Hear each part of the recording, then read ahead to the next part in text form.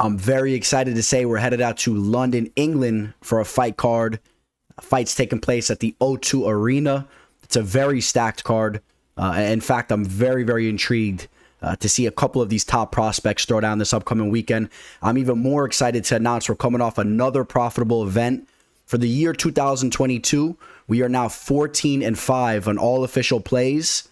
Out of all the fight cards that have taken place this year, we profited in 6 of them, and the other 2 were essentially stalemates. We had one where we took very slight losses on the card, and then the other card, like I said, basically a stalemate. So we've been on absolute fire for the year 2022. I'm looking to bring that momentum right into this exciting fight card.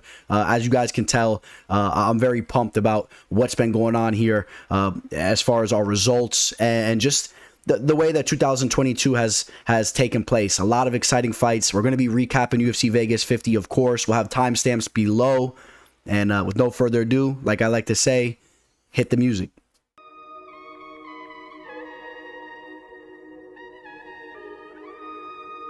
The teller.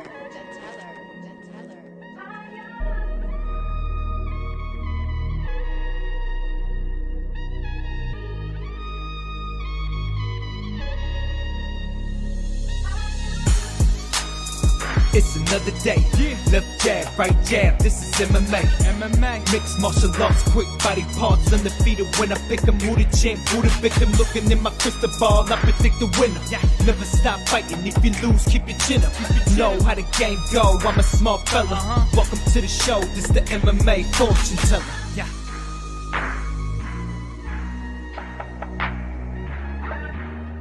The MMA fortune teller. The teller.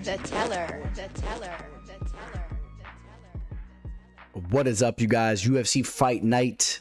Tom Aspinall taking on Alexander Volkov. We mentioned that there's some very bright up-and-coming fighters on this fight card. We look no further than the guy headlining the main event, Tom Aspinall. This guy has shown major promise. I'm very excited to see how he performs against Volkov, who is a major step up in competition.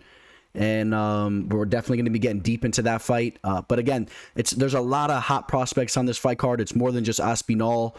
Arnold Allen, now 28 years old. He's been in the UFC forever, but a guy that hasn't been that active. This is a big fight for him, taking on Dan Hooker. Paddy Pimblet, hot prospect. Very excited to see Gunnar Nelson throwing down again. He took a little bit of a break here. It's been some years since he's been in the octagon. And if you guys forgot about Gunny, you're going to be reminded this upcoming weekend. Gunnar is an excellent fighter and looks to be in phenomenal shape going into his bout against Takashi Sato. Sergei Pavlovich, promising heavyweight fighter.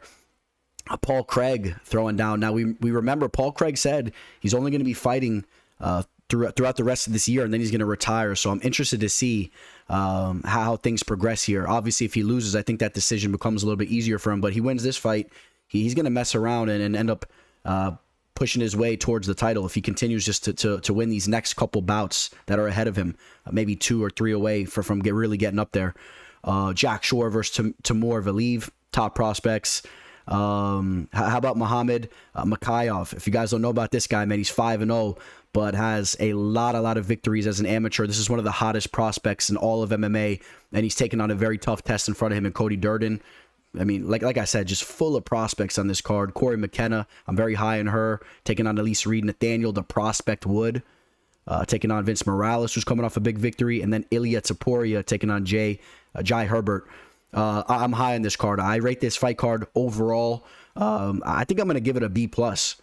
And I just want to say real quick, some of you guys were giving me a little bit of heat on my rating of the last fight card, which was an exciting fight card. When I give it a fight card a rating as a C- or a C, keep in mind we got to compare these fight cards to fight cards that are massive, right? If we're giving an A for like a UFC 273, I believe it is, the big fight card coming up April 9th, that's extremely stacked. 2 title bouts, guys like Khamzat Chimaev, Piotr Yan, Alexander Volkanovski. The list goes on and on. If that's an A-rated fight card, we can't just be throwing around A-graded fight cards to every single UFC Vegas card or Fight Night card. So yes, we're getting a lot of exciting fight cards that are taking place, but let's understand the grading scale.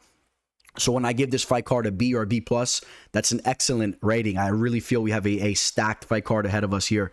So you guys, please like this video, subscribe to the channel if you guys haven't already. Catch me on all my social media, Instagram, MMA Fortune Teller _, which I want to thank you guys. We now hit the 7,000 follower mark. Let's go hit that 8,000 follower mark now. I appreciate all of you guys. We're going to be recapping UFC Vegas 50 here next. So if you guys want to hear my results and see how things went for me over here, where we went wrong, where we went right, it was another profitable event. We hit 2 out of our 3 plays, and we're going to go jump over there now. So for UFC Vegas 50, we absolutely hit this right on the head. We were 12 out of 14 overall on our picks for the fight card, and we were that close to having a perfect card. The 2 fights that I picked incorrectly, we're going to talk about those here in a second. Both those fighters were just seconds away from getting the victory in their own right. So, you know, just to say that again, it's very hard to pick a perfect card if you guys don't realize that. And we were so close to doing that. But more importantly, our official plays were coming through, man. Azamat Mirzakhanov defeats Tafon and Shukui. That was a 5-unit play of mine. That was my largest play of the card. I'm going to keep it real with you guys. Going into the 3rd round, I was ready to rip my ticket up. I was pretty much chalking it up as a loss. I was very disappointed in Azamat's performance. This is a guy that has dynamite in his hands. He's an underrated grappler, although he didn't really showcase his grappling here at all. I was not impressed with his performance, but you guys saw what happened, man. He pulled out the flying knee of victory in the 3rd round. He pulled it out of his ass there, and I was going crazy, jumping out of my seat. It was one of the more fun victories I've had in a long time. But again, keeping it real with you guys, wasn't really crazy about the way things played out there. We'll keep an eye on Azamat moving forward. But as stated, this was a 5-unit play, and we grabbed it at -165 nice and early. You know, I stand behind the play going into it. I thought that, you know, Azamat would have had the grappling edge and the striking edge, but, you know, Tafon looked good there. Tafon's been looking good up at the light heavyweight division. I think he should stay up in that weight division and not continue to make that cut down to the middleweight division where he doesn't look as good. But we'll be keeping an eye on both those fighters there. And the next fight, Guido Canetti. You guys know this was an underdog pick of mine, not an official play. You guys know I just was not a believer in Chris Montigno. I think this guy is not a UFC caliber fighter. At least Guido, he's up there in age, but he has shown that he can battle it out with some legit UFC fighters. Should have made this an official play, hesitated on that one there. But of course, you guys know, still brought some money in. I got money on all these fights, one way or the other. You know, not a lot of money, but brought in a little bit of money there. Got some good value there. In the next fight, this was one of my losses here. Cody Brundage takes out Dalcha Lengembula. Dalcha was looking very good towards the beginning of this fight. Almost got the stoppage here, but Cody showed to be very, very tough and eventually pulled off a guillotine choke. I think Dalcha really dropped the ball there. He should have just kind of slowed things down and kept the fight on the feet, slowed the pace down. I think he would have cruised his way into a victory. He was the more talented fighter there. He got caught in a basic guillotine choke there, so not a good look for him. Miranda Maverick submits Sabina Mazo. It was a big victory for Miranda. She really needs to get things going here. Sabina Mazo, this was a girl that had a lot of promise not too long ago. Extremely young. You know, she was putting in work back in the day at King's MMA. She had the striking. She had the long frame. I'm not a believer in her at all, to be quite honest. I wouldn't be surprised if eventually she finds her way out of the UFC and is fighting over on the Bellator scene or you know, over in Eagle FC or something like that, because you know, she's just not. She's not really there with her skills, to be quite honest. She's lacking. She's a little bit slow. She's a little bit weak with her skills. And Miranda Maverick, you know, a very physically strong, gifted fighter, I think still shows to have good potential there. Damon Jackson, another underdog pick of mine, slight underdog pick. I thought there was an avenue for him to win this fight using the ground game, his grappling. He's very tough there. He's underrated on the feet. He's extremely tough. Comwella Kirk, a talented fighter as well. But shout out to Damon Jackson there. He gets the victory, pulls off the arm triangle choke. Javad Basharat takes out Trevin Jones. I think that this was an impressive fight for both these fighters. They both showed to be high caliber fighters in the bantamweight division. I'm not done with Trevin Jones. I think Trevin Jones could bounce back with the big victory. He's a talented striker. Javid, though, I'm high in this kid, man. He's still undefeated, 12-0. He pushes the pace. I love the pressure he puts there. He's a very well-rounded fighter. We continue to keep an eye on him, and this kid has some real talent there. JJ Aldrich, another underdog pick of mine, takes out Jillian Robertson. Again, made a little bit of money in this fight. Hesitated on making this an official play, and I regretted that there, man. JJ, you guys know I've been preaching about her striking for a long time. I think she's very technical with her boxing. Jillian's a talented grappler. She's tough, but I was definitely on JJ here to win the fight, and we keep an eye on her moving forward. Matthew Semmelsberger takes out AJ Fletcher, drops the first round, but then finishes strong. I think both these fighters put on an amazing display of their skill set. AJ Fletcher, I think everybody was sleeping on this kid. The flying knee knockout on Dana White's Contender Series. We didn't really get to see the wrestling abilities he has. Now we see what kind of abilities he has there. He's a stud athlete. And Matthew Semmelsberger, his stock jumps up the roof. I mean, we're talking about a legit athlete as well. Great cardio, great conditioning. He's well-rounded. Semmelsberger is a guy we definitely keep an eye on moving forward. Alex Pereira takes out Bruno Silva in a very, very entertaining fight. Alex Pereira, man, I hit it up. I hit Instagram up with the post just to ruffle everybody's feathers, man. The most talented middleweight striker in the world. Go hit up my Instagram, comment if you guys agree or if you disagree. I know obviously some of you guys will believe Izzy is the more talented striker, but keep in mind Pereira knocked him out cold over on the kickboxing scene. It's a little bit of a different game over there. I'm very excited to see if we ever see that matchup. I don't really believe that we will see it because I think that Pereira is going to have trouble with wrestlers in the division, but he will be a fun fighter to watch as long as he makes this little run here. He's already kind of up there in age as well, but his striking is just an absolute pleasure to watch. If you guys didn't know what you were watching, I feel bad for you guys because his striking is just phenomenal. He's so comfortable. He's so smooth on the feet, silky smooth, and he's so talented. If he continues to work on his takedown defense and his grappling game, he's going to get a lot of knockouts, and he's going to showcase his striking there. And Bruno Silva, landing some big shots as well. His stock rises, in my opinion, as well. All right, this was the third and final play. Oh, no, excuse me. This was the second play here. We had a play on Terrence McKinney against Drew Dober. You guys saw how that went. What I meant to say, this was the only other play in the card that we didn't pick correctly. It was the Terrence McKinney pick here. He almost had the finish. He was so close to getting the stoppage. Some people thought that fight should have been stopped. I got to say that you can't say that realistically because Drew Dober came back and ended up getting a knockout victory. So how can you say the fight should have been stopped? It was very close to being stopped. I mean, I was very disappointed it wasn't stopped. And Terrence McKinney is a guy that, our kid that's very talented. I stand behind the play, grabbed it at plus 165. It was a 2-unit play. He showcased his wrestling abilities now. He could strike. There was the X factor of him getting that early knockout or grinding Dober out with the wrestling. Now, the one thing that was going against him, he needs more fight experience. Remember, he has 16 professional fights now, but he hasn't gone a lot of rounds. He didn't know how to pace himself and slow things down. He should have realized he wasn't getting that knockout, and he should have slowed the pace down and worked his way to trying to win a decision at that point, man. That's fighter IQ, that's experience there. He didn't have that. He'll learn from the mistake here. Drew Dober eventually lands that big shot and gets the finish there. Drew Dober is just a seasoned veteran. We're talking about a guy that has 35 professional fights with a lot of rounds under his belt. But I stand behind that play, and it's all good there. Now, how about the Khalil Roundtree versus Carl Robertson fight? Now, another underdog selection for me here that came through. Khalil Roundtree. I was surprised to see more people on Robertson more so than Roundtree. I understand he had James Krause in his corner going into this fight, but Roundtree is a guy that when he's on, he is on. And you guys were hating on me towards the beginning of the year, saying I was picking too many favorites. Well, I shook you guys up with a couple dogs in this card. They came through.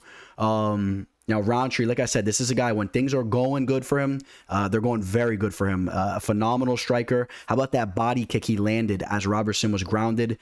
Even Conor McGregor was giving him some praise, saying he loves to see new things implemented in the cage there. And I wouldn't say it's necessarily something that's brand new that we've never seen, but something that we don't typically see all the time. And it was really nice the way Roundtree implemented that body kick because it hurt Robertson really bad. I'm very excited to see Roundtree and his next fight. Hopefully he can keep this momentum going and he can keep his head on his shoulders. As you see, he's a very emotional fighter. He's been tearing up a little bit in some of the interviews after this fight, which I have nothing but respect for him. And I really like the message that he's sending. He's really sending this message out to all the people that are struggling with like obesity and taking care of their body. And he was a guy that was very much overweight, and look at him now. He's an absolute stud. So for any of you guys that are struggling with those types of issues, I mean, this is the role model here. Take his word. You don't got to take my word for it, even though you guys know I love to send those kind of messages out too. But Roundtree, he's handling the mic as far as that goes, man. This guy is a phenomenal guy to follow his lead. And I'm excited to see who he's matched up with next. All right. Then we had Sadiq Yusuf takes out Alex Caceres. We talked about this fight. I said I thought the line was slightly off. We still picked Sadiq to win the fight, but Bruce Leroy has been really hitting his stride, and I think that he had an impressive performance here. Although he fell a little bit short, Yusuf's leg kicks were just too much. But Caceres, again, man, landed some big shots early. He's a very well-rounded fighter, and he's definitely the best version that we've ever seen of him there. And then we get to the third and final play here. I'm very, very proud, very excited for this play here. This made it an official profitable night. This was a play that I really put in a lot of work to finally pull the trigger on. Yadong Song, or as some of you guys like to give me crap, some of you guys want to call him Song Yadong. I mean, whatever you want to call him, Yadong Song Yadong, defeats Marlon Moraes. Now, I had an official play on Song to win this fight inside the distance here. And that was a 2-unit play that I grabbed at even odds nice and early. And I mean, when you broke down this fight, man, going into this fight, Marlon Moraes has been finished in 4 of his last 5 fights. After this fight, he's now been finished in 5 of his last 6 losses. It all started with that Henry Cejudo loss. You guys know he took a lot of damage in that fight. He didn't just get put out cold by a knockout. He was kind of trying to hold on, and he was a little bit too tough for his own good. I think he took some severe damage in that fight. I know he did. He's not been the same fighter. He's been getting put out. And then you got a guy in Song who's just, he's really hitting his stride, coming off a big knockout victory in his last fight. I knew that Marlon Moraes was going to bring the fight as well. This was a fight where 2 strikers were going to clash, and I just didn't see Moraes holding up, so I was all over this play here. And again, this was a play that I felt I was very happy to see hit. This was a play that I really feel like I'm seeing things in detail when we're breaking down these fight cards, man. I'm putting a lot of work behind the scenes, analyzing all these fights in all different types of ways, and we capitalized there. That brings us to the main event. Magomed Ankalaev takes out Thiago Santos. I'm going to ruffle a few of you guys' feathers. You guys know I've been saying Magomed is a future champion. I'm still going to say that he is, okay? I know he got dropped by Santos, and I know that he didn't put on his best performance, but you guys better not forget what he's about, okay? Magomed Ankalaev, yes, didn't put on his best performance. He was a little hesitant in there, but Thiago Santos is a guy that has some serious power, and as we saw, he dropped Ankalaev. I think that got into Ankalaev's head a little bit. He played it a little bit more safe, but he just has all the tools, man. He has all the tools, and let's not act like he's always a boring fighter. He has some devastating knockout victories on his resume. The Ian Kuti Laba knockout 2 times in a row, the Dolce Lingambula front kick knockout, Marcin Prachnio head kick, and if you run it back even to his fights over before he got in the UFC, he was knocking guys out left and right, and you could pull up some of the tape on some of those knockouts, devastating knockouts. So don't act like this guy's not a finisher, because I'm telling you, you're going to see a lot of finishes from him in the future. But at the end of the day, although you guys might not have been so excited about his performance, you guys have to understand what you're watching. This guy is a very well-rounded fighter. He was able to change things up. He felt the danger. He was able to go to his grappling. I'm sorry to say, but I think that, that his grappling is going to be a big issue for guys like Yuri Prochazka and, guys like Alexander Rakic. You guys know I'm very high in those fighters as well. I just think that when you look at him from an overall standpoint, this is the guy that's going to be the future champion, whether you like it or not. So we'll see how things play out. You guys comment below. Let me know what you think. You think he's still on track to be a future champion? How do you think he's going to match up against some of those bigger names? I say he still grabs the gold there. So, and then that will recap UFC Vegas 50. Again, another profitable event. Very, very happy the way things went. And now we look forward to the next card. Let's jump into today's what today's episode is really about. Let's look forward to these future fights, some good ones. So for the meantime, kicking things off, I don't know if it's going to stand like this, because I'm a little surprised to see this as the first fight on the card. Would not be surprised if this is pushed up. We got Jai Herbert taking on Ilia Topuria, 2 very talented fighters. Now, take note, this fight is taking place in the lightweight division. Topuria is a guy that's fought down in the bantamweight division, as of recently the featherweight division. And Herbert, he's a solid framed lightweight fighter here. Herbert's going to have a hefty reach advantage. We're talking about an 8-inch reach advantage here. He's significantly the taller fighter, and again, that length doesn't just translate to his reach in his arms. Of course, when it comes to the kicks as well, man, he's going to be able to try to implement a game plan from the outside. But you got a guy in Ilia Topuria who's just an absolute wrecking ball, and you tell me that he's fighting up in the lightweight division now. I'm so intrigued to see how he looks there, because this guy already packs such a punch. He's just so explosive and so powerful. Now he's not even probably cutting barely any weight at all. I think he's just going to be a very, very dangerous fighter for the division. I mean, this is a guy that I've been very high on. You guys know I have him up there with these fighters down in the lower weight divisions, guys like Arman Sarukian, guys that have just really impressed me. Movsar, Evlovoyov. These are guys that I just feel are blue chip prospects, and Topuria is right there. And I'm very intrigued to see how he performs here again against a guy that's going to have a size advantage. But Topuria has just been going out steamrolling guys, has serious power in his hands. We saw his last fight where he absolutely devastatingly knocked out Ryan Hall. The Damon Jackson knockout, who's coming off an impressive performance there. Before that, a victory over Yusuf Zalal. And then you go back to some of his regional scene fights where, over at Brave and whatnot, knocking guys' heads off. Jai Herbert, coming over from Cage Warriors. This is a guy that lost 2 fights in a row. Lost to Francisco Trinaldo. But keep in mind, in that fight, he had some real success in that fight. Ended up being a real barn burner, and eventually he did fall short there and got finished. Loses to Hanato Moicano. Got outclassed on the mat there. You take a little note on that fight. Was put in a rear naked choke. We'll see if Topuria is going to try to implement some type of ground game. And then in his last fight, gets a beautiful knockout over Kama Worthy. Another X factor I want you guys to take note of. As you guys know, I like to look into the age of these fighters. Topuria only 25 years old, which is very scary. I always say I expect major growth from fighters like this, and especially in regards to Topuria here. I think you guys know the way I'm going with this fight. I'm definitely taking Ilia Topuria to win the fight here. I want to take a look at the line here with you guys. Topuria is right around a -400 to a -450 favorite. That's a pretty hefty line there with the comeback on Herbert right around +340. And the way, what do we think about this type of line? I mean, this isn't nothing new when it comes to Topuria. He's going to be coming into his fights as a big time favorite. This fight's a little different though. Like I said, coming up to the lightweight division against a guy in Herbert who's a very skilled boxer, has a beautiful jab. Can Herbert keep him at bay and use his range? I just feel that Topuria is going to close the distance and just be a wrecking ball here, and may use his ground game and get some takedowns, and we'll see some things down in the mat as well. I'm on Topuria to win the fight. I'm not sure if you want to throw that in a parlay. Be a little bit careful, because I am high on Herbert as a fighter as well, and Herbert has potential to touch your chin. So be careful there. But Topuria is the fighter you want to be keeping an eye on here. Nathaniel Wood taking on Vince Morales. Now, Nathaniel Wood is one of many talented fighters fighting on this fight card from the UK. We already talked about Jai Herbert, and you guys can take my word, there's going to be a lot of other fighters we're going to be talking about as we move up the list that are very talented fighting out of the UK. Nathaniel Wood, more of a grappling-based fighter, but he's been working on his striking, and he's had some success with his striking in the past and in some specific fights. Vince Morales very much relies on his boxing. He's a very boxing-based fighter. He's coming off the biggest victory of his career, in my opinion, knockout victory against Luis Smoka. Let's remember now, he was on a 2-fight losing skid before bouncing back with 2 victories in a row. Got to respect him for that.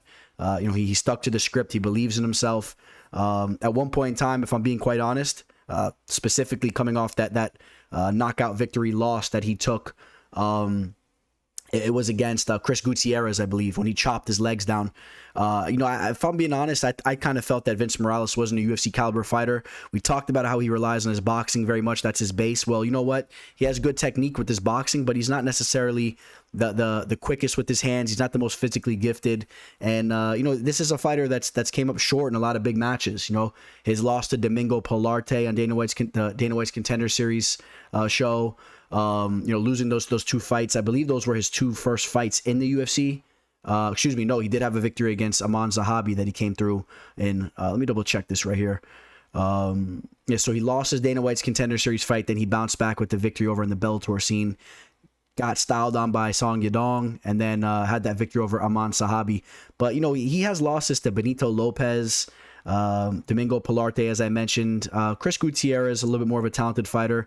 You take a look at his victories, I'm not really that high in any of the fighters that he's taken out. Not that high in Smoka at all, to be quite honest.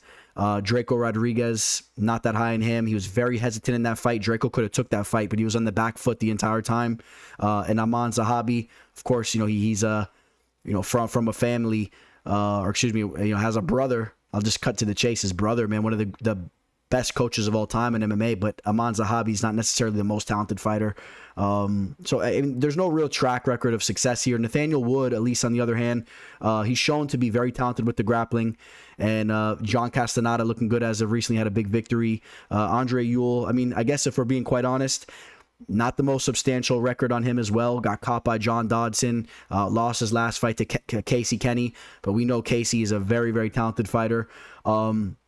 When I look into this fight, though, the way I see this fight matching up, I just think that I think Nathaniel Wood has more tools in the shed here. I think his striking is decent. It's coming around. I think he's a little bit more well versed with his striking as far as with his kicks and mixing things up. I think he'll have the threat of the takedown. I think that his cardio may even be slightly better than Vince's. I've seen Vince kind of slow down. He's very tough. He'll hang in there, but he kind of loses a little bit of some snap on his strikes. Look at Nathaniel Wood getting it in right here, man, working on the cardio. I got to favor Nathaniel Wood to win this fight. I'm not necessarily completely sold on it, and we'll talk about the line here in a second. Nathaniel Wood coming in as a pretty solid favorite here.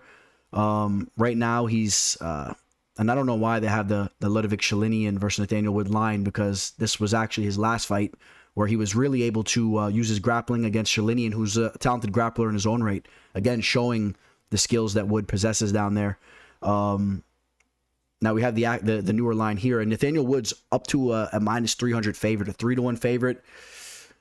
Not exactly sure how I feel about that. I think that if Vince builds off the momentum that he had in his last fight, and he can keep this fight on the feet, if he could stuff the takedowns and make this a nitty-gritty fight on the feet and have some success with his boxing, there's really no saying that he can have some success in this fight and end up getting his hand raised. I really believe that there's an opportunity here for him to be the victor, although I think it's obviously not the most likely situation. Again, Nathaniel Wood, just a talented fighter, and he has more options here. I got Nathaniel Wood to win the fight.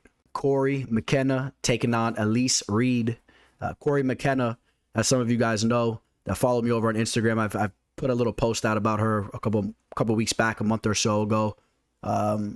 Cory McKenna is a girl that I hold in high regards as far as another one of these promising young female mixed martial artists. She's only 22 years old. If you guys know her background and her story, she comes from like a family of mixed martial artists. They've been very active and involved in MMA, and they've had her go into these MMA training camps since she was a young girl.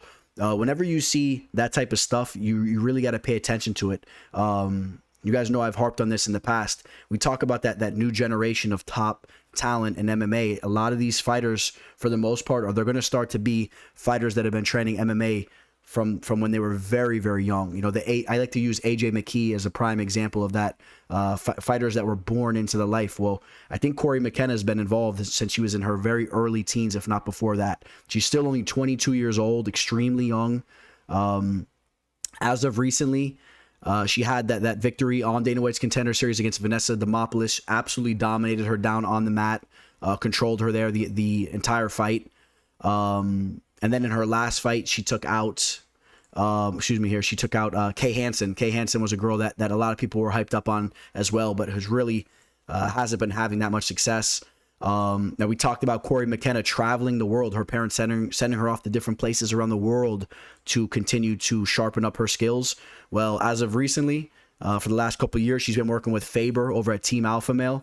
I talk big about a lot of different gyms. Well, Team Alpha Male, you could throw it right into the list of some of the best gyms that a young fighter can be learning at. There's no question about that. We saw Song Yadong over there having great success this past weekend with Faber in the corner and whatnot. When we talk about Cory McKenna, she's very well-rounded. If I'm being quite honest, when I saw her fight on Dana White's Contender Series, she looked a little stiff and whatnot, and she's been working on some things, but she kind of is, how do I say this? She's kind of like under the radar with the tools that she has. She looks a little stiff at times, but you know what? Before you know it, you drop your guard a little bit, and she's throwing a head kick up there. She's actually a little bit more well-rounded than you think, even though she doesn't seem that athletic and that nimble. She's not the most loose with her her stance and whatnot, but she really has some legit skills. And when push comes to shove, I mean, she can clinch you up, she could slam you down, she can get on top of you, and she could ride you out, she can control you. So this is a girl, again, that I really feel has some legit talent and some legit potential. Her opponent, Elise Reed, a girl that stepped into her UFC debut against Sajara Eubanks and got absolutely destroyed. If you guys don't remember that fight, she got pounded out in a brutal fashion. And she was a former champion coming in to that debut, and there was some buzz around her. Although she only had 4 fights coming into the UFC, I mean, she was a decently known name as far as from the women's mixed martial arts side of things coming into the UFC. Yeah, she was fighting over at CFFC, and she had a solid victory against Hillary Rose. I believe you could pull it up on YouTube, and she got the stoppage there. She was really letting it all out. She was really throwing everything at her. I mean, really showing that she has some good heart. But if you looked at the strikes she was throwing, it wasn't necessarily that impressive as far as the technique and the pop on her strikes, but she showed to be a very tough girl. Victory over Jasmine Jasudavicius. That's a girl that's really starting to make some noise in the UFC. She's a young, talented fighter. Came off Dana White's Contender Series. She's actually not the youngest, but her MMA career is very young. But she's a girl that shows some promise. She's had a very big victory. I believe it was over Kay Hansen. We were just talking about Kay Hansen. So that's a notable name there. Elise Reed is not some fighter that just has not proven anything. I think if you go in there, you have a victory like that under your belt, it says a little bit of something. But again, that loss that she just took in her last fight, how is that going to mess with her mental? I mean, again, she was absolutely dominated in that fight, and you got to put yourself in her shoes. From that situation, she's making her UFC debut. It's a moment that she's been waiting for her entire life, and not only does she not get the victory, but she gets steamrolled. And now you got a girl coming at you in Cory McKenna, whose skill set's just going to be jumping through the roof, fight to fight. Only 22 years old. You guys know I'm taking Cory McKenna here. I've been high on her, and although this is a fight where if I remember correctly, Elise Reed was undersized against Sajara Eubanks. Now this is a fight that she gets to come in here and fight somebody her size, slight reach advantage, same height here. So fighting somebody a little bit more physically comparable to her, we'll take note of that. But Cory McKenna is more skilled. When you break down the tape, I think Cory McKenna is the more skilled fighter here. We'll take a look at the live line. Cory McKenna. Right now, we're looking at a line of, let's see where it is. Cory McKenna right here. She's up to that minus 250 range. You could possibly get it right around that minus 225 range. I believe it opened up right around that line there. When it comes to these types of fights, you guys know it. I'll say it time and time again. Be a little bit careful. You don't know if Elise Reed all of a sudden shows some things that she wasn't able to show in her last fight. Keeps this fight a little bit closer. Minus 250 lines not necessarily the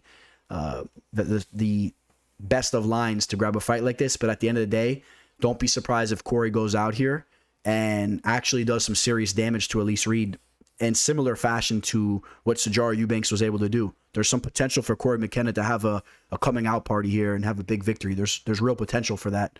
We'll see how it plays out. I got Cory McKenna to win the fight. Mike Grundy taking on Makwan Amirkhani. Now, Mike Grundy coming off a very disappointing loss to Lando Venata. Now, you might want to run the tape back on that because you'll see it says split decision loss here. I don't really feel that fight played out as if it was a split decision loss. I think he lost that fight clearly, and I remember it pretty well because I actually had an official play on Grundy, a small official play on him there, and did not come through, and I was not impressed from his performance, and I knew that we were losing that fight before the judges said anything. So I really don't believe that was a split decision loss there. Now, before that, he lost to Movsar Evlovoyov. He tried to put up a tough test there against Movsar. You guys know Movsar is a very talented fighter there. He was a little too much for Grundy. Mike Grundy, a guy that has a decorated wrestling background, especially coming from where he comes from. I mean, it's not something you typically see, coming from the UK scene over there, but he's a legit wrestler. He's a very strong, a very tough fighter. But you know what, man, when you take a look back at that last fight against Lando Venata, he was not able to have really any success with his wrestling. Lando was stuffing everything that he threw at him. He was telegraphing his takedowns from a mile away. And that's a little bit of an issue, man. When you're telegraphing your takedowns like that, and you're fighting against some of these talented fighters like Amirkhani that have good footwork, and they're gonna circle right around that, and they're gonna make you pay.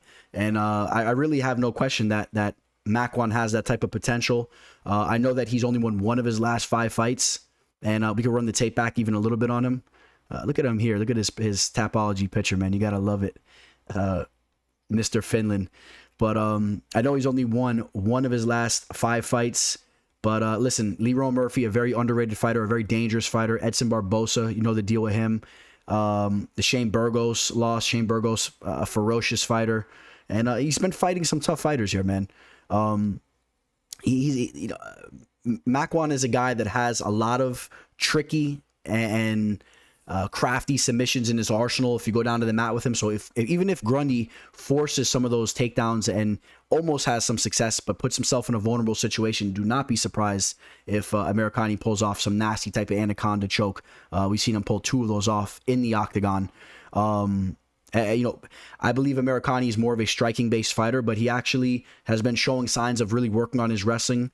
The Kamwela Kirk fight, he did take an L there, but he actually had some success in that fight. If you guys run the tape back, I was just rewatching that fight for the second time within the last week and a half as we broke down tape on Kirk, who just fought on the last card. Amirkhani had a lot of takedowns in that fight. You could run that fight back. It was actually a decently close fight. Now, I'm not saying that Amirkhani needs to go in here and try to really wrestle it out with Grundy. I don't think that that's the right move there. I think that he should implement a very similar tactic that Lando did, which is just use your footwork, use your grappling abilities to keep it on the feet. I think that he can outpoint Grundy on the feet. Amirkhani, I mean, he's a tricky fighter. He's a tricky fighter here, and you know what? He's coming into this fight as a slight dog, but I'm going to cut to the chase. I'm leaning Makwan Amirkhani here. I think that this fight, at the very least, should be more towards a pick'em, but I would say that the line should actually even favor Amirkhani more so, in my opinion. I really feel that the performance that Grundy just put on was just not impressive. Grundy is more of a simple fighter in the sense on the feet with his striking. He's a guy that really looks for the overhand right. He doesn't really throw his strikes in combination, where at least Makwan throws some tricky things at you. He has some nasty kicks. We got to talk about one fight that Amirkhani had that was absolutely stellar. And now it was against a little bit of a lower level opponent. But you remember Andy the Axe Ogle? He was on The Ultimate Fighter, English fighter.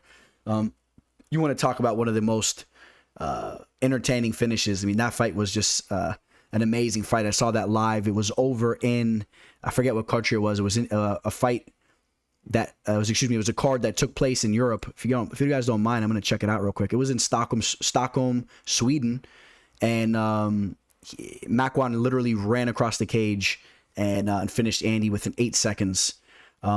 Victories over Mike Wilkinson, former English fighter, Jason Knight, guy that's doing the bare knuckle thing, Chris Fishgold, the tough fighter there, Danny Henry, a guy that was sought pretty highly not too long ago. Amirkhani's going to have to come in here and he's going to have to get a victory, because if he doesn't get a victory here, it's really not a good look. That would be one victory in his last 6 fights. That's not something you want to have going on, man. The UFC, it will possibly let you go. I think that this is a fight, when you talk about, I'll use an NFL analogy real quick, right? You talk about, or sports in general, right? When you talk about sports players that are in a contract year, they tend to perform very, very well, right? They know that it's a contract year and their money's directly going to reflect on how they perform. Then they get a contract for a couple years, 3-4 years, and you see their performances kind of wind down a little bit because they get a little complacent. Well, Makwan right here, man, this is a contract fight for him right now. It really is. If he loses this fight, I have a strong feeling that he would be let go, and his back is against the wall here, and I think that he's going to get the job done here. We'll take a look at the live line. You can catch him anywhere from the plus 110 range all the way up to the plus 135 range. Which, if you're looking to throw some action on him, I think you would want to get him more towards that, obviously, that minus plus 135. And if you're looking to take Grundy, I wouldn't necessarily recommend that, especially at a minus 160 line. I think that performance was so disappointing against Lando. And real quick, we'll just go back to what else that he's done. And we talked about the Evlovoyov loss. I mean, he had that knockout victory over Nathaniel, and that was a fight where I think he really fell in love with the power shot after landing that knockout, and he's had no success with that besides that one fight. He's been headhunting in his last 2 fights, and he's not even coming close to landing the mark there. Couple arm triangle chokes here. He was really grinding out some lower level competition. Nothing really to talk about as far as his resume. Nathaniel, he was a guy that people were talking about for a little bit. Team Alpha Male product from the UK as well, but he kind of disappeared. We'll take Makwan there. This is a very exciting fight here. If you guys didn't know, now you know. Muhammad Makhachev taking on Cody Durden. Muhammad, one of the most sought out prospects in all of MMA. This is a guy, you take a quick look at him, you see 5-0, and you're thinking he's a very inexperienced fighter, but that's not the case whatsoever. We're talking about a fighter here. He's only 21 years old, and he has a ton of amateur fights. I believe somewhere up in the 20-something range. I think he's on like a 27-fight winning streak if you include his amateur fights. I love to see something like this. This is how I feel a fighter should be groomed through the ranks. It's a little bit similar to boxing and whatnot. I know you don't always see this over on the MMA side of things. You see fighters just looking to make a payday, jump in as a pro, and quickly get into business. But I don't always necessarily agree with that. Of course, there's different variables, right? Muhammad is still a very young fighter, 21 years old, and he's fighting out of Manchester, England, but he is of Dagestani descent. I do believe he is from Dagestan originally. And he's a very technically sound fighter. He's a very complete fighter, as you would guess. He's a real treat to break tape down on. Go to YouTube, pull up some of his fights. At the feints that he throws, constantly throwing feints on the feet, setting up his takedown or setting up different types of strikes. I've been very impressed with him. The fact that he's only 21 years old, it's pretty stellar. I mean, just imagine what he's going to look like by the time he's 28. Now, after saying all that, he still is only 21 years old, and this is a big fight for him here. Cody Durden is a tough customer. I'll tell you that right now. Cody Durden is a guy that has wrestling in his back pocket. But not only does he have wrestling in his back pocket, he's a guy that can strike. He has good boxing. He has solid boxing, as you see him getting in work over here. This is at American Top Team up in Georgia. Not to be confused with the ATT down in Coconut Creek. This is that ATT Team Lima with Diego Lima and Douglas Lima. They got a little something going on over there. But you see him, he's bouncing back and forth. You see him over here at Creek as well. So getting in some legit work. Coming off his biggest win of his career, I would say, right? That win over Kilang Ayori. That was the fight where he grabbed the mic and was stirring up the pot, after the fight, which was I think it's a smart thing for him.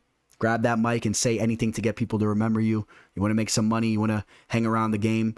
Let's talk about the Chris Gutierrez fight. That was a draw. That was a fight where he had a 10-8 round in the first round. He looked amazing in that first round. Slowed down a little bit. Chris Gutierrez, a very talented fighter, started to work the leg kicks and work the striking from the outside. He won those next 2 rounds, so Cody Durden fell into a draw there. That was a fight that he really left it out there. He should have took one of those later 2 rounds. But again, Chris Gutierrez, a very talented fighter. Let's take a look at the competition that Muhammad's been fighting real quick. Blaine O'Driscoll 9-4. That was over in Brave. This was the accidental groin kick. That the fight was pretty much a scratch there, pretty early. 5-1-1 was Ibrahim Navarazov. Abdul Hassan 7-1. Dave Jones 0-1. Jamie Kelly. You could pull up his debut here, his pro debut against Glenn McVeigh. Looked very good in that fight. Glenn making his debut there as well. Nobody that really is worth noting, if we're being quite honest. And you watch the tape on those guys, you watch those fights. Nothing that impressive going on there. But you just can't doubt that Muhammad's talented, though, because you see what he's doing inside the cage, and he's legit. He's definitely legit. I think that this is a great test for him. I love the fact that they're throwing him right in here with a guy like Cody Durden. This isn't a pushover, to say the least. And you take into consideration Durden, 30 years old. This is a guy that's right into the prime of his career right now. He's a grown man. And then you got a guy, Muhammad, which I know he's been training at mixed martial arts in general, all types of mixed martial arts since he was a young kid. Still, he's a boy to an extent, right? 21 years old. I'm excited to see him against a guy that's a lot more groomed and up there in age, and who is a talented fighter like Cody Durden. I'm very excited to see how he performs here. Now, saying all that, I'm taking Muhammad to win this fight. Muhammad Mokaev, I got to roll with the very talented prospect. Again, this guy has just shown so much to me. Comes in phenomenal shape as well. He has all the abilities. He's extremely well-rounded. Watch him work the feints on the feet, and look to set up all types of things in this fight. Potential takedowns, potential head kicks, all types of stuff. Using his boxing, feinting. This guy sets up everything in phenomenal fashion. And Cody has some solid boxing too, but we'll see what he could do. I got to go with Muhammad Mokaev here. And we'll take a look at the live line right now. We're talking about this young fighter making his UFC debut, jumping right in there with a guy like Cody Durden, and we're talking about a 4-1 type of line here, as high as minus 400. You'll see him as low as that minus 335, and this line might get worse and worse as we get closer to the fights, as people start to hear all this hype about him, as you guys hear me chirping about him, if you didn't really know about him yet. But anyone you listen to talking about him has been raving about him. And that usually is, there's usually something to be said about that. It's not just a coincidence that everyone's raving about him. So make sure you're tuned in. Let's see how he performs in a big step up in competition, in my opinion. But I will take him to win the fight. If you're going to mix him up in a parlay or something here, you possibly want to be careful there that this isn't a little bit of a too big of a test at this point. But again, keep in mind, this is a guy that has a world of experience as an amateur and 5 professional fights, and now he's looking to be 6-0 after this fight. We'll see how it goes. I got Muhammad Mokaev to win the fight. Molly, the Meatball McCann, taking on Luana Carolina. This is a fight. I initially had some thoughts about it. I went back. I broke down some tape. Kind of changed my mindset a little bit here. We're going to get into that here in a second. Of course, the first thing that comes to mind is that Luana Carolina was going to have a substantial reach advantage. I didn't even need to pull up the specs to see that here. I already knew that was going to be the case, and that's nothing really new when Molly steps in there to fight. She'll have a 7-inch reach disadvantage in this fight. She's only 2 inches shorter. Both these girls at a great age, 31 and 28. Luana, more of a striking-based fighter as well. My initial thoughts were that I knew Luana would have that reach advantage, and I know that she's a talented striker as well.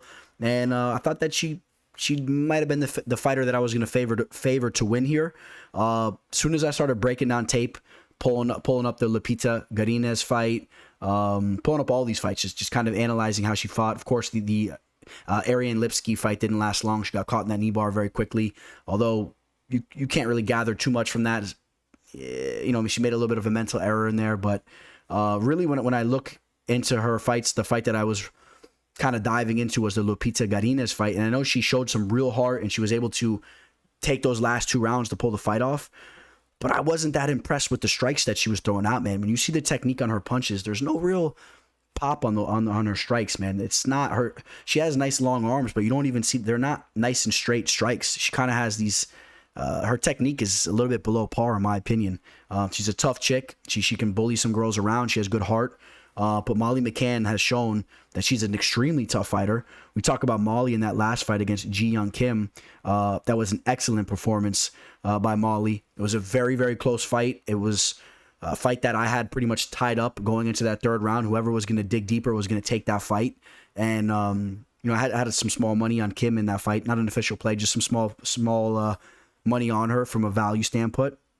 I got her at dog odds, and I saw Molly snag that fight up. I love the fact that Molly's yelling at her opponents when she's in there. If you have a fight that's playing out closely, but you have the fighter that's barking and walking forward, it looks good for the judges. There's no question about it. We saw Kim kind of cower a little bit in that fight. And Kim, we saw bounce back and really look good in her last fight. A lot of people thought that she should have got the nod there. In fact, she should have got the nod there. There's no question about it. She won that fight. Pull up the significant strikes that were landed. That was a bad decision. So that kind of raises Molly's stock even more so. We know that Kim's a talented fighter. I think that I'm more impressed with Kim's striking than anything I've seen from Luana Carolina, which is obviously favoring me to lean Molly here. And again, I love the tenacity that she brings in. She's very tough. She has a little bit of an edge to her.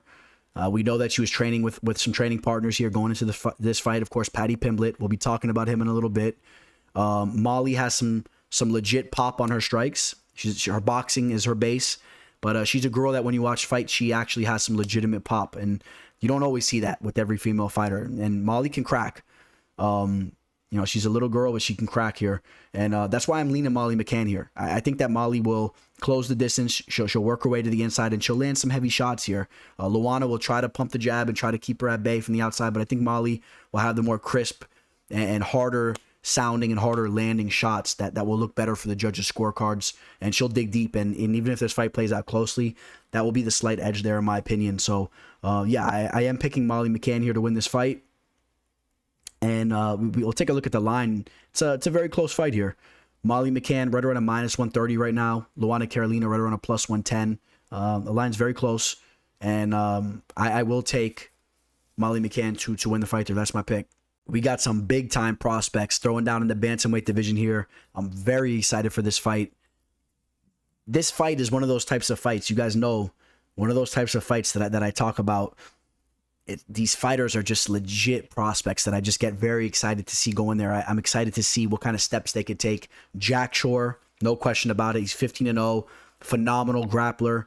I'm very curious to see how far he can push it. Timur Valiev, this guy has proven that he's an absolute stud. You know, he had that one lone loss in the octagon where he dropped that fight to Trevin Jones. And that was a fight that he was dominating. He was dismantling Jones and then got cracked. And it was a fight where he was just pushing the pace so much that he kind of put himself in harm's way. But just being so active and just continuously looking to just go at it when he should have just slowed down and pumped the brakes and cruised to a victory. You could look at that one way or the other. I like it. I like the tenacity he brings. He doesn't slow down. That fight was almost reminiscent to like if you remember the fight where Darren Elkins fought.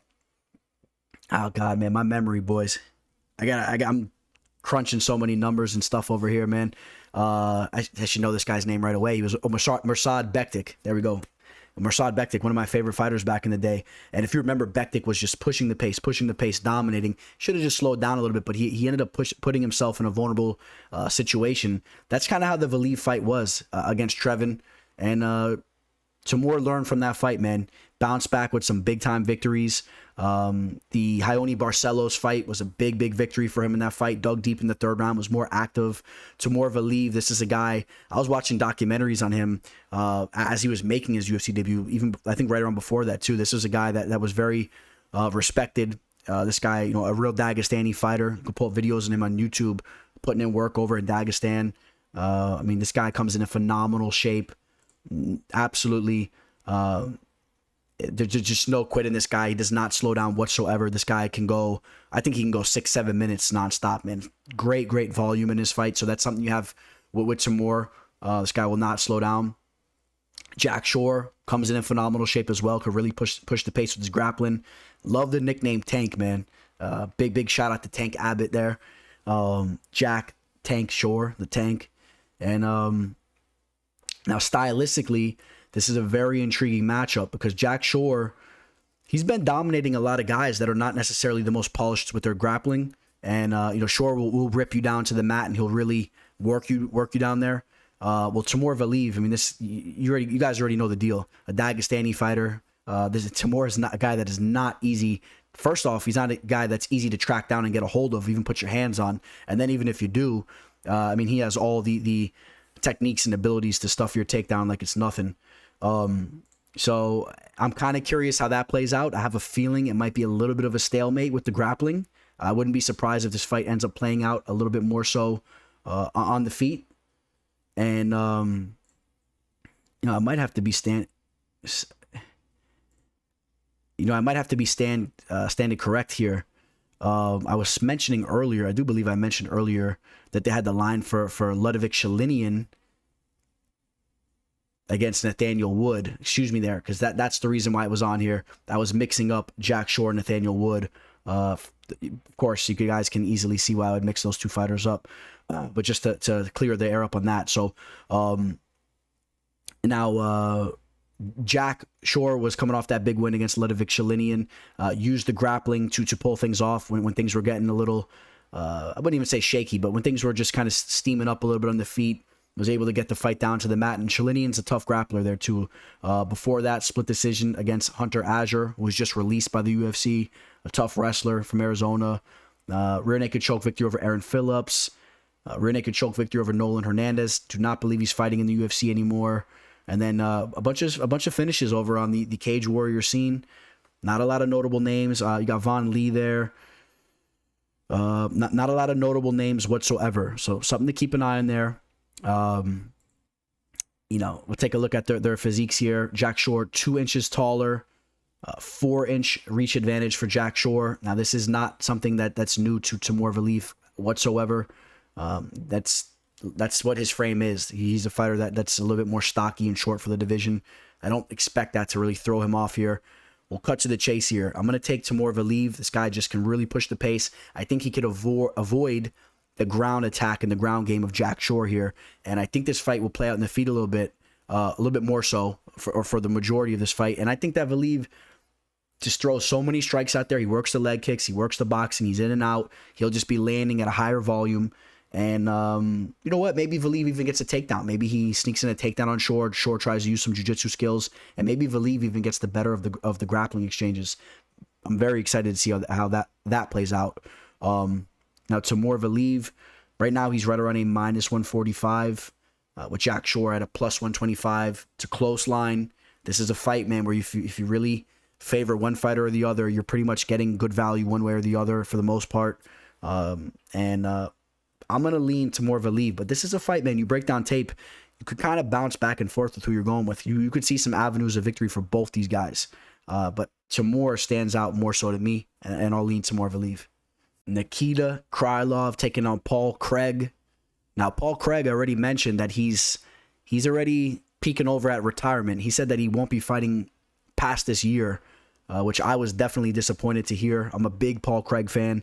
I love his stare downs at the weigh-ins. I love his stare down as he's getting announced. His fights are getting announced. He's going across the octagon, grilling his opponent there.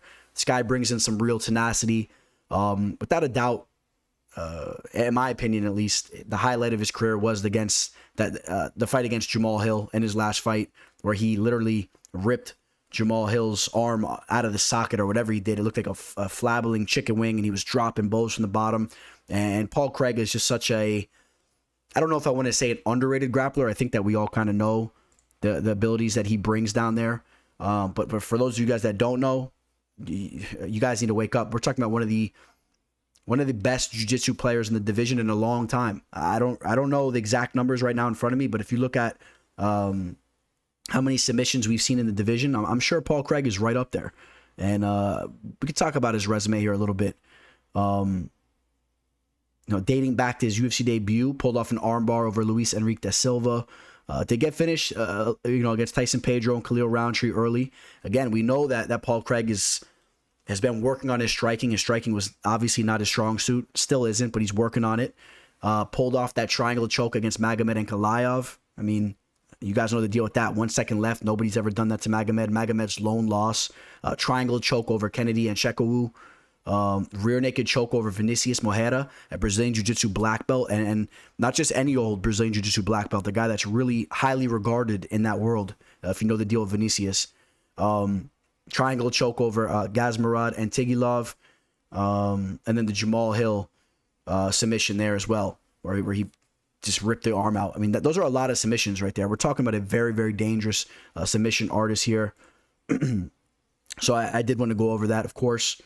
And now Paul Craig's been working on the striking. He'll throw some head kicks up there and whatnot. He's comes in good shape, but I am not completely sold on his striking, if I'm being quite honest. I think that there's a lot of work that still needs to be done there. And, let's not also forget that, he was involved in some wars with an aged Shogun Rua. Now, he did get the stoppage in the second fight.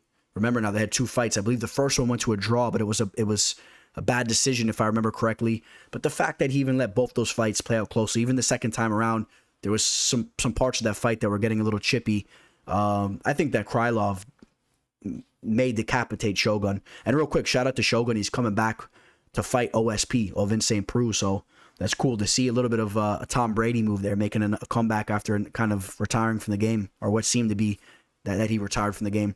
But back to this fight, Nikita Krylov, a guy that is a black belt in Kyokushin Karate, master of arms, Ukrainian Kyokushin Karate. I mean, this guy definitely has the striking base. You don't see a lot of guys that are his size, 6'3", 77.5-inch reach in the division that throw kicks the way he does. He's a nasty striker. I've been a big fan of his for a while now. If you guys remember, he had an initial stint in the UFC, and then he left. I believe he fought over maybe an M1 Global and then came back. But battling guys like Walt Harris, had the knockout there. Had some solid victories. Lower level competition, but head kick knockout over Ed Herman. Got caught in a couple subs here and there. He's been working on his grappling. Victory over Emmanuel Newton, former Bellator champion. That was over at Fight Nights Global. So that was the name of the promotion, Fight Nights Global.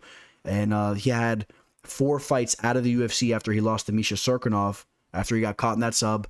And then he comes back to the UFC, gets finished by Jan Blachowicz, the former champ, gets a redemption knockout victory, rear naked choke victory over OSP. That's some legit redemption there. You get submitted, then you come back and you submit the opponent there. Big time respect there. Split decision loss to the champion Glover Teixeira. Looked very good against Johnny Walker, where he showcased the development in his grappling and wrestling. And that's the X factor now. He's been working on his wrestling. He already has the striking. Has to have his grappling catch up to his striking, whereas Paul Craig has the jiu-jitsu and grappling, and he's trying to get his striking to catch up. This is a little bit of a stylistic clash here. And, the way I see it, I was very impressed with the work that Nikita did in that fight that we just spoke of, where he dominated Johnny Walker with the wrestling. Magomed Ankalaev is a whole nother animal, so not really too harsh on him for that loss there. I think Nikita can keep this fight on the feet. I think that with his footwork and the development in his takedown defense and wrestling, he keeps it on the feet. And I think that he's going to be a little bit too much for Paul Craig on the feet. That basic 1-2 and that unorthodox type of movement that Craig has, I don't think that will be enough to give Krylov any real problems. I think that Krylov will be throwing some bombs with his kicks, and I think that he's going to hurt him. I think he has potential to get a knockout over Paul Craig on the feet. But Paul Craig is one tricky customer, and if he's able to get this fight down to the mat, I think that obviously he could have some real success, and Paul Craig is as game as it comes. So you do not be surprised if Paul Craig rises to the occasion here. As you see, Sergei Pavlovich, will be talking about him in a minute. Very talented heavyweight fighter. I'm very high in him. We'll be talking about him, like I said. Getting in work together, that's a big thing here. And you keep in mind too. I'm sure Krylov is fighting with some big time emotions now.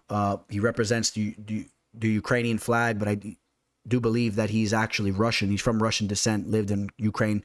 So I don't know where he stands with all that going on, but I'm sure he has a lot of emotions riding going into this fight. And my pick is going to be Nikita Krylov. We'll pull up the live line on this fight right now. And Nikita Krylov right around that minus 175 range there, with Paul Craig coming back at a plus 150. I like Krylov more so, but again, Paul Craig is dangerous, and he's a tricky guy, so you got to be careful there. But I will pick Krylov to win the fight. So speaking of Sergei Pavlovich, he's stepping in here to take on Shamil Abdurakhimov, a guy that's been around the block for some time. He had a long layoff, but still hanging around the UFC. A decently well-rounded fighter. I believe he could come in better shape, if I'm being honest. He lost 2 fights in a row now, coming off losses to Chris Dawkins and Curtis Blades, both via knockout. Sergei Pavlovich is a guy that is not shy to knock somebody out. We saw him do that in his last fight against Maurice Green. Had a devastating knockout against Marcelo Gome as well. Beautiful knockout. Really, really implementing his boxing. He's a big boy. He's a legit heavyweight fighter here. He got welcomed to the UFC against Alistair Overeem. What a welcoming party to the UFC. Obviously, that did not go his way. That was a main event fight too. I mean, what a way to make a UFC debut. I mean, real quick, and that was 3 years ago. So I mean, Sergei's been averaging 1 fight per year, which is not something I'm crazy about as well. Only 29 years old though, so it's okay. So I mean, I'm sure he's just working on his craft and whatnot. But again, what a spot to come in to your UFC debut. You're undefeated at the time, You're what are you, 12-0 at the time, and you take on a legend in Alistair Overeem, and he was starched in that fight. He was starched. He was in over his head, and yeah, he ended up getting finished down in the mat. But you know what? I love the fact he took some time off after that fight, bounced back with these 2 victories. He's 6'3" with an 84-inch reach. We're talking about an 8-inch reach advantage over Shamil here. I think that Shamil is going to be in some big trouble here. Sergei has shown that he's been working on some things as far as his takedown defense and whatnot. Putting in work with Volkov over here too. We're talking about him in a little bit in the big main event spot. Not sure who this guy is for some reason. Maybe it's going over my head real quick. I probably should know who that is, but he's in a lot of these pictures. These are some big boys here, man. And again, look at the power that Sergei possesses. I mean, he's just putting some busy work on the pads here. I mean, nothing really too impressive, but I like his technique, man. This guy, he favors his boxing. Let that be clear here. And I think that there is a major avenue for a knockout victory for Sergei Pavlovich. Again, we just talked about the 2 knockout losses that Shamil just had taken recently. He's 40 years old. Yeah, I think that Shamil really has his back up against the wall, and it's a big wall. So I don't know. I don't think things go too good for him here. Now we take a look at the betting line, and no coincidence, Sergei Pavlovich, a pretty solid favorite, a 3-1 favorite, which has been kind of if you guys have caught on, there's kind of a theme of this fight card. A lot of fighters that are right in that 3-1, 4-1 favorite range. There's a lot of favorites in this card. Sergei Pavlovich, I think if you're going to take him, maybe you take him to get a knockout there. And then the only thing you possibly have to worry about is that Shamil has been sharpening up, which he's a long-time grappler, but he's been really working on that avenue there, and he tries to drag Sergei into deep waters and kind of exploit him down on the mat. And real quick, I want to take a look into something real quick. I'll go over with you guys. And Sergei's last 2 fights, they were all 4 of his last fights have not left the first round. His last 2 fights were first round knockouts, and again, the Overeem loss was a first round knockout as well. So Sergei not leaving the first round very often at all, and you run it back to the beginning of his career. A lot of first round victories here. So you know, if Shamil could hang around and try to get some takedowns, we might see a side of Sergei that we've never seen. And that's a big if, though. And, you know, Sergei, another one of the Sergeis that have been looking very good, Sergei Spivak, a little bit of a different fighter, though, right? Sergei Spivak, more of a grappling-based fighter, whereas, Sergei Pavlovich, more of a boxing and more of a striking-based fighter, but 2 very promising heavyweight fighters, man. We keep an eye on both of them moving forward, and the pick here is going to be Sergei Pavlovich. Gunny's making his return. Gunnar Nelson taking on Takashi Sato. It's funny, a couple of months back, I was kind of, maybe about a month or so ago, however long it's been, I was wondering what happened to Gunnar Nelson, and I was very pleased to hear that he was marked up for a fight. And now we're talking about this fight here. Gunnar Nelson, one of my favorite fighters in the game. I mean, obviously, he's kind of had a rocky road as of recently, and he hasn't been that active. So he's kind of been a little bit, as they say, out of sight, out of mind. And, you know, his last fight was 2.5 years ago, just about. He lost to Gilbert Burns. The split decision loss to Leon Edwards. We're talking about very high-level fighters here. The victory over Alex Cabo Oliveira. And then he had that nasty loss to Santiago Ponzinibbio. That was the fight where Santiago poked him in the eye right towards the beginning of the exchange, and he could barely see. He was swinging. And, you know, unfortunately, Gunnar Nelson got finished in that fight. Gunnar Nelson is a very, very talented fighter. He's a jiu-jitsu whiz. The work that he does down in the mat it's right up there with anybody at the top of the game, top of the division. I mean, he could hang with anybody. He's really a whiz down there. He's really a different type of guy, man. The way he trains, the way that he does his cardio and conditioning. If I've seen a lot of documentaries on him throughout the years, and the work that he puts in, he's a very different type of guy, and it throws a lot of his opponents off. His movement's very different. He has that karate style, hands low, but not even just that, just the way he does everything. He's not your typical type of athlete. You know, he's a very intriguing fighter. We mentioned the the karate type striking skills that he has in the feet. It's given a lot of men trouble throughout the years. We've seen a lot of finishes from him. If he hurts you, he gets you down to the mat. He will snatch your back up in a second, or he'll flatten you out and mount you and drop down elbows on you within seconds. It's funny.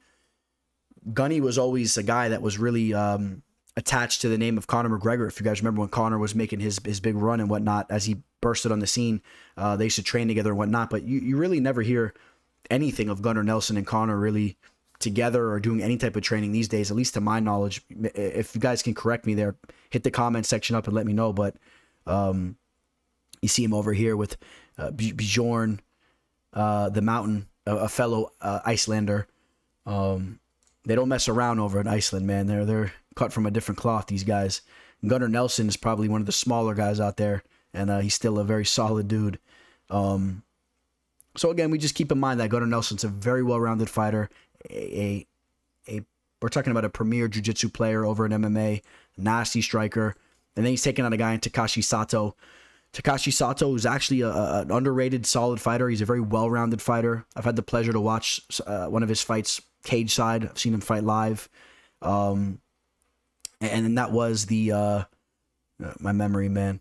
That was the Ben Saunders knockout victory he had. That was in Orlando almost 3 years ago, man. How time flies.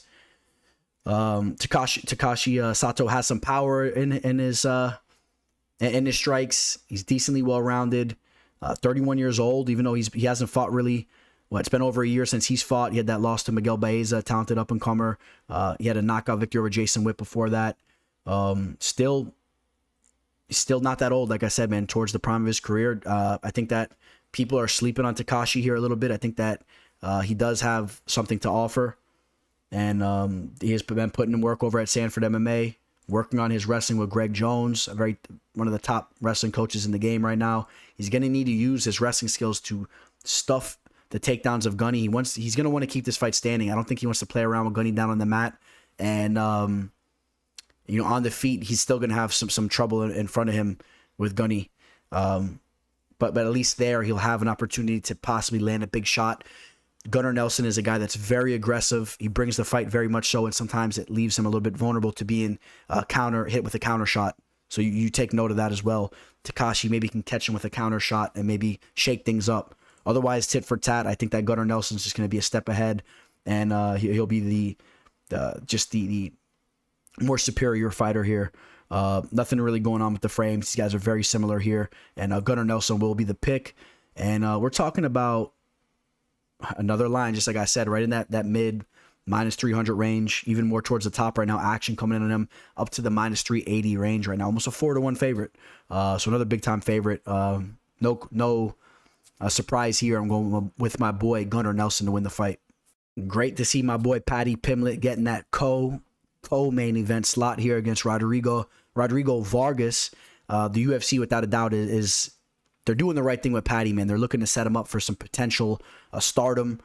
People gravitate towards this guy for whatever reason. Maybe it's the hair. Kind of looks like Owen Hart. Speaking of wrestling, man, condolences and respect out to Scott Hall. If you guys remember Scott Hall, Razor Ramon, one of my favorite fighters back in the day. He did pass away today.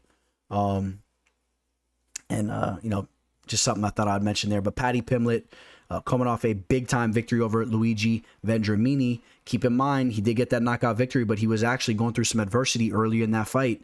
That was his UFC debut.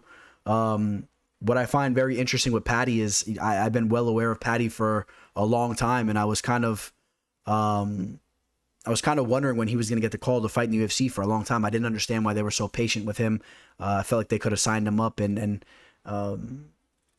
got him some lower level competition fights as he was grooming his career. He's still very young. He's only 27 right now. I mean, they could have had him locked up when he was 25, but they kind of waited to sign him. I wonder if that's just because they knew that he was going to be coming eventually to the UFC. He didn't want to mess around with Bellator. Paddy Pimblet really has a killer mindset, superior confidence. This is a guy that after he got wobbled by Luigi, and the post-fight speech, he said that where he's from, his breed, they don't get knocked out. It's just not in them. They don't get knocked out. Well, you better be careful with that, man, because this is the UFC. you take a nice shot to the chin, you will be finished, and I promise you that. And Paddy has some holes in his striking defense. He does hang his chin up there. In fact, you break down the tape on that Luigi Vendramini fight, you watch the beginning of it, I was not impressed. I was not impressed with his striking defense at all. He carries big power, though, shows big heart, and he's a very talented grappler, too, man. You go down to the mat with Paddy, he can really work you, take your back, and whoop on you. Talk about his opponent here. Rodrigo Vargas. You take a look at this. It says he only won one of his last 3 fights, but definitely worth noting the fight against Brock Weaver. That was a DQ where he actually, he hit him with an illegal knee, right? And that was a fight that he absolutely bum rushed the Native American there and just beat him down. Okay, so I mean, that was a victory. That was as much of a victory as it gets. He just threw that knee, timed the knee a little bit bad. But, I mean, he was just a superior fighter over Brock Weaver. And that was a big performance there. Set a victory over Zhu Rong. We mentioned that two wrongs don't make a right, and we talk about those 2 wrongs that were not right, and that was one of the losses to Rodrigo Vargas. We know Zhu Rong just took another L recently. Before that, Alex da Silva, young, talented Brazilian fighter. That was not Rodrigo's best performance. Rodrigo, as tough as it comes, granite chin. I mean, this is a very exciting fight. This is great matchmaking by the UFC brass here. I truly believe that. Paddy Pimblet, we're going to get to the odds in a second, but you already know it. It's the theme of this entire fight card. Paddy Pimblet coming in as a big-time favorite. I think it's a little ingenuous when you look at that line, man. I think it's a little bit inaccurate. I think that the overall, the crowd they're all favoring Paddy Pimblet. You know, the common folk, they know the name, they're jumping on the hype train, and they're skewing the odds. And I think that there's going to be more value here on Vargas. We're going to talk about that here. We'll pull up the live line right now. Rodrigo Vargas, I mean, at a plus 350, you're telling me that you think that there's a plus 350 chance that Rodrigo Vargas clips that chin of Pimblet's when he's hanging that chin up there in the air? The way he was in his last fight. Rodriguez has some serious power. He's a dog, extremely tough. Now, that all being said, yes, I do favor Paddy to win the fight here. I've been impressed with some of those things that we talked about earlier in regards to Paddy. He's the superior grappler. I think that Paddy can get a hold of Rodrigo and somehow get this fight down to the mat in some type of awkward exchange and maybe snag up his back. I think Paddy can work the leg kicks and whatnot. I hope that he's working on his striking defense. I think his coaches should be really getting on his ass about, tucking that chin down and keeping your hands up tighter, keeping your hands up higher, working on his striking technique, man, keeping his elbows tucked in, throwing his shots a little bit more straight. If he continues to work on that angle of his fighting abilities, I think that he already has a lot of the other X factors, and I think that his overall skill set and his ability can really rise up here, and he could have some legit potential. Former Cage Warriors champion. I will pick him to win this fight. But as I said, I'm not really crazy about taking Paddy Pimblet at any of these types of lines you see up here. Minus 430, minus 475. I think it's a high line. And I think you might want to fade the public there if you were going to bet on this fight. But just be careful because Paddy's probably going to get it done. So it's going to be a good fight. We'll be tuned into that fight. We'll have the popcorn ready. Another exciting fight. Another talented, up-and-coming UK fighter, European fighter here on this fight card. It's the theme. Now, excuse my ignorance. If you guys can hit up in the comment section, pretty well versed in this type of stuff, man. But you guys tell me if I'm missing something here. We talk about Arnold Allen. They have him listed as fighting out of the United Kingdom, whereas when you look at a guy like Paddy Pimblet, it says fighting out of England. England is a part of the United Kingdom. I'm not really understanding why certain fighters are listed out of the United Kingdom, whereas some fighters are listed out of England. And excuse me here because maybe I'm talking out of my ass here, but you guys can correct me if I'm wrong. Because I would say I'm not fully understanding that. I know Arnold Allen's fighting out of England. He's fighting out of Felixstowe, England. I don't see, born in Suffolk, England. I don't understand what the difference would be compared to London, England, or in Paddy Pimblet's case, fighting out of Liverpool, England, I believe, right? I don't clarify that to me, guys, if you don't mind. But Arnold Allen. There's a phrase that I like to say about certain guys. I say that they were birthed in the octagon, that their mother literally delivered them right in the middle of the octagon. Arnold Allen's that type of guy. He's 17-1, still only 28 years old. And, I mean, look how far back some of his fights were in the octagon. We're talking about dating back to 2015 against Paul Cook. Now, excuse me, 2015. We're talking about 7 years ago. We're talking about back when he was 21 years old, okay? We've had the pleasure to see his career completely unfold right in the middle of the octagon, the greatest proving ground in the world for MMA. Victories over Makwan and Amirkhani. That was a tough fight for him back then. Amirkhani had a lot of steam. He went in there. He got the job done. Mads Burnell. We see him headlining stuff over on the Bellator scene recently. And Mads Burnell, a very talented grappler, underrated fighter. Victories over Gilbert Melendez, Jordan Rinaldi, Nick Lentz, Sodiq Yusuff, without a doubt. Arnold Allen's biggest victory. And that's the fight we're going to be talking about here in a second. Because Sodiq Yusuff, that's his one lone loss fighting under the UFC banner. And Sodiq looked phenomenal again in his last fight. The leg kicks are as good as it gets. And we saw his fight on Dana White's Contender Series with Mike Davis. Just one of the higher level fights we've ever seen in that show. Arnold Allen was able to really implement some things in that fight with Sodiq. Was landing some big shots. You might not look at Arnold as a power puncher, but he has some power in the strikes. We saw him drop Sodiq a couple times. He's very well rounded. And sometimes when you have a fighter like Arnold Allen, when you really can't say one thing that he just does so well, I think that's actually something that's a very positive thing for a fighter. Because when you can't say that he does one thing so well, and in some cases, it's not always the case. Because I can name some fighters that you can't say one thing they do well, but they suck. All right, we could talk about some of those fighters. Chris Montino. But, sometimes in regards to a guy like Arnold Allen, when you can't really point out one thing that he does so well, it could be for the fact that he does everything very, very good, and not one thing really stands out. And that's what I think of when I think of a fighter like Arnold Allen.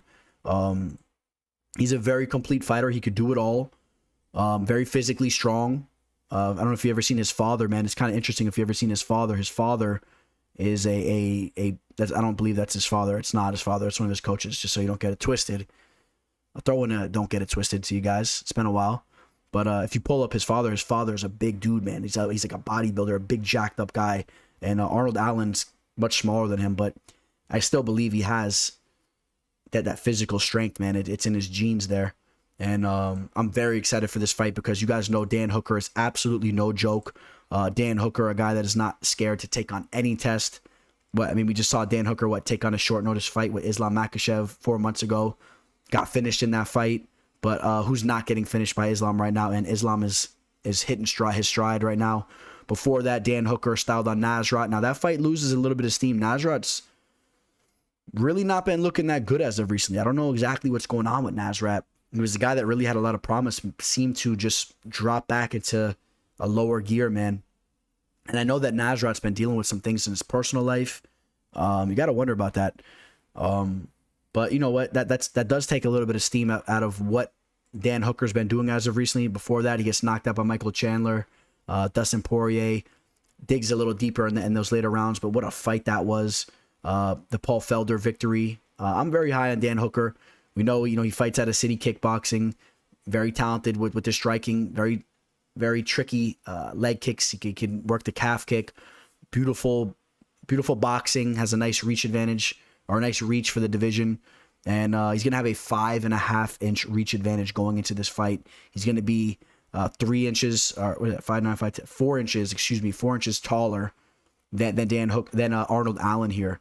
So there's definitely some things, man, that are going up against Arnold Allen in this fight. This is a big test for Arnold Allen. Without a question, this is the biggest fight of his career. The UFC is giving him his chance now to burst on the scene and really represent the country of England. Or, excuse me, I don't know. Maybe he's not representing England. He's representing the United Kingdom. Yeah, clarify this for me, boys. But this is a big fight for him, man. This is a guy that they've been grooming. In all seriousness, this is a guy that they've been grooming to represent that side of the pond for a long time. He gets this victory here, and now he's 28, and the time is now. You don't continue to wait until he's 30. I mean, now's the time. If he's going to make this run at the title now, we start getting some big victories like this. And if he's going to be that type of fighter that has those abilities, you're going to see that unfold here in the next 2 years, by the time he's 30. And first things first, a big test in Dan Hooker. And I think that Arnold Allen's going to rise to the occasion here. I think, like I said, he has some good power in his strikes. I think I could see him landing some big shots on Hooker here. Hooker is a guy that's been through the ringer as of recently. He's taken some big time damage. I would not be surprised if Arnold Allen drops him or hurts him with the shot here. We saw Michael Chandler just drop him after coming off that war with Poirier. Don't be surprised if Arnold Allen lands a big shot and drops him. Arnold Allen's very well rounded if they go down to the mat. Hooker's tricky with his jiu-jitsu, but I could see Arnold being the stronger fighter there and a little bit superior with the grappling. I'm going to pick Arnold Allen to win this fight. And the line in this fight, it's pretty much a pick 'em, which is it's a pleasure to see based on how this fight card is played out from a betting standpoint. We finally got a fight here that's pick 'em odds, and a fight that I'm really excited to see, man. There's so many fights in this fight card that I'm really excited to see. Wait till we talk about the main event here in a second, but there's just so many fighters that I'm so intrigued just to watch perform, take notes on them, and see what's to come with them in the next couple of years. So Arnold Allen's one of those fighters, and I'm picking him to take out Dan Hooker. A little bit of a changing of the guard now, or Arnold Allen looks to kind of take that name from Dan Hooker and start to be a guy that that's towards the top of the division and respected now a little bit more so. Arnold Allen to win the fight. Hey, you guys, real quick, just want to throw it at you. If you guys didn't know, I'm always available if you guys want to work with me for my official plays, the plays that I talk about, that I target per fight card. We've been on absolute fire for the year 2022. For 2021 was one of my best years we've ever had. I feel very, very good about the work we've been putting in here. I'm very proud of the work I've been putting in. You guys know I mention it time and time again. But we live and breathe this stuff here. If you'd like to work with me, do not hesitate to reach out. I have all my contact information below. MMAfortuneteller@gmail.com to email me. You could shoot me a message on Instagram or Twitter. Scrolling below, MMAfortuneteller_, or on Twitter, the MMA Teller. And I would be glad to give you guys my pricing and work with you guys. I would really enjoy that. So shoot a message. Don't be shy. Here we go. We got the big main event bout here. Tom Aspinall taking on Alexander Volkov. The heavyweights throwing down. Tom Aspinall has a big test in front of him. All the tests that he's been taking recently, he's been passing with flying colors. We'll take a look at the work that he's been doing. 11-2 as a professional. But real quick, one of those losses was a DQ for throwing a 12-6 elbow, John Jones style. And then the other loss, you got caught in a heel hook, man. And if you don't work your defense on that heel hook and you get a guy that knows what he's doing there, I mean, he could snag that up on you, okay? So we won't be too hard on him for that. Either of those losses, he's really a guy that just is going to take out all these guys that he's fought. He made that one little mistake. As of recently, we talked about Sergei Spivak.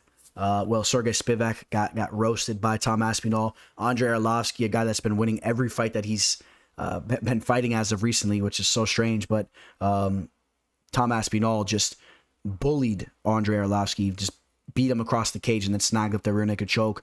The early knockout of Alan Budat, the early knockout of Jake Collier. And although we thought Collier was just a complete joke coming up in weight and being chubby and whatnot, Jake Collier has actually put on some impressive performances, quite impressive, really.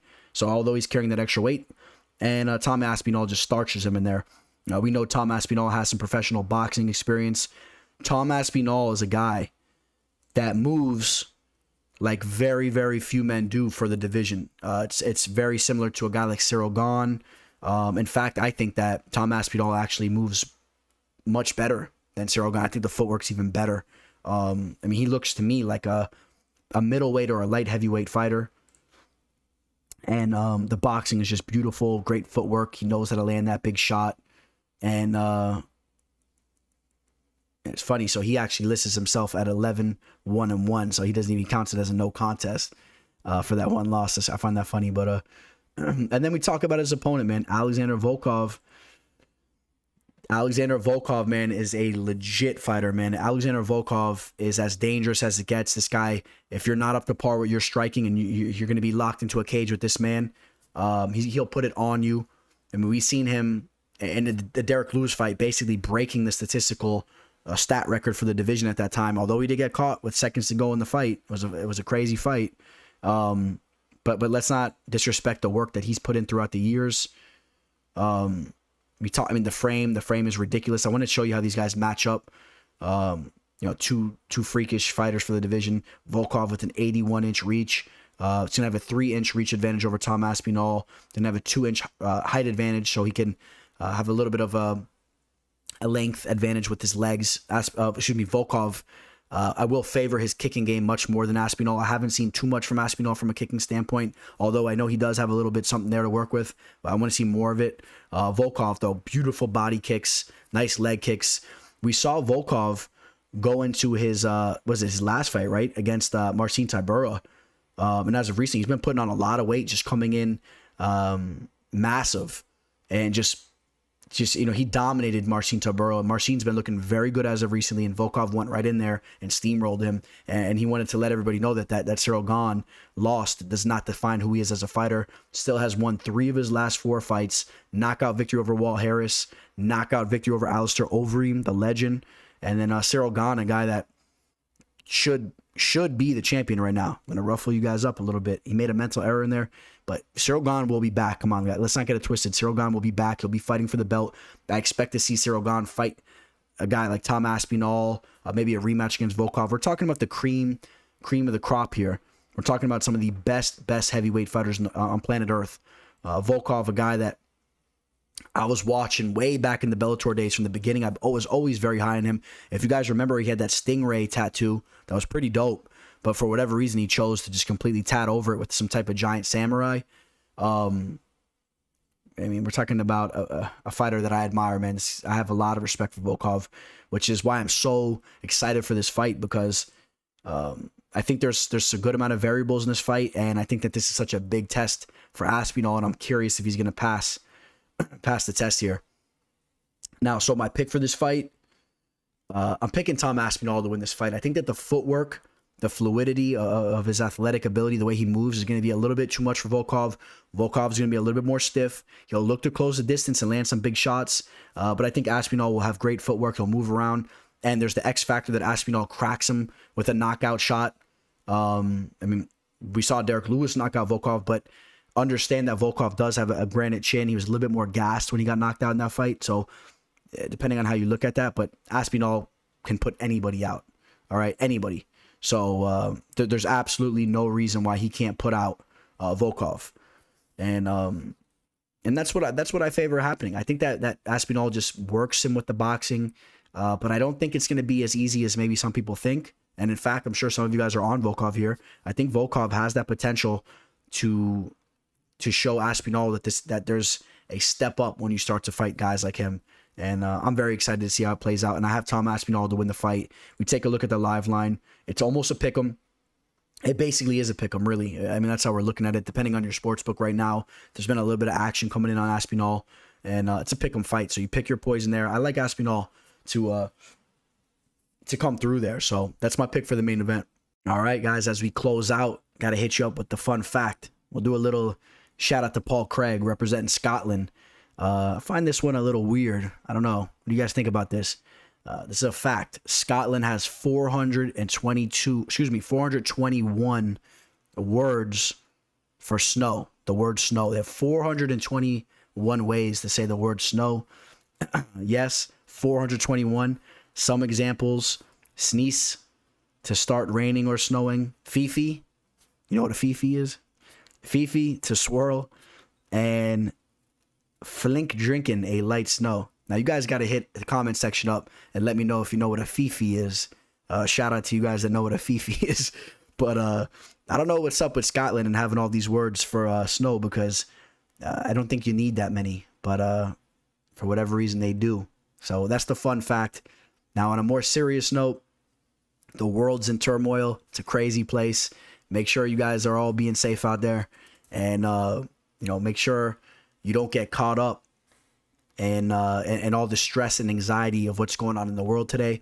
If you're feeling like it's just too much, man, switch the channel, get the news off out of your face. We got the fights to wind down to. Just don't let it consume you. Don't let it be in your face nonstop. You got to have peace of mind. Always be safe and be cautious and be aware of your surroundings and what's going on in the world. But don't let it consume you, because if you fall into the habit of just continuously watching all this fear-mongering stuff, it will control your life. So that's going to be my closing thoughts there. I appreciate every single one of you guys. We surpassed 7,000 followers on Instagram. I really want to hit that 8,000 mark. I'm creeping up with the subscribers here. And again, I'll let you guys know that I do have the location secured for the whole new studio and all these big things that are coming at you guys. All the fighter interviews coming back at you guys. Live streams coming at you guys weekly. Hourly shows with me going live, bringing all types of guests on. We're going to have a very, very solid show coming at you guys. I'm so excited. There's a lot of things I can't even go over right now, but it's going to be revolutionary, man, to everything that's going on in the world of MMA, as far as on YouTube and online. You guys are going to see what I'm talking about very soon. Be patient with me. By the time we hit this upcoming summer, we're going to be full stride with what I got going on here, man. So shout out to all you guys that have been riding with me from the beginning, or if you're new and have been supporting me. I appreciate all you guys. I love you guys. And that's all I got to say here, man. All right. On that note, we'll sign out. Signing out. Teller. Welcome to the show. This is the MMA fortune teller. Yeah.